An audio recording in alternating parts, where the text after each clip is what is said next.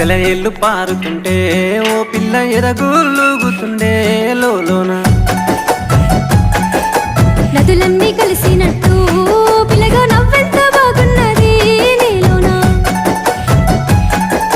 గాజుల సప్పులు గలుగల్లు మోగంగా గజ్జెల పట్టీలు గంతేసి ఆడంగా వరిగడ్డి మోపు ఎత్తి ఓ పిల్ల వయ్యారి నడుము పవే ఈ వేళ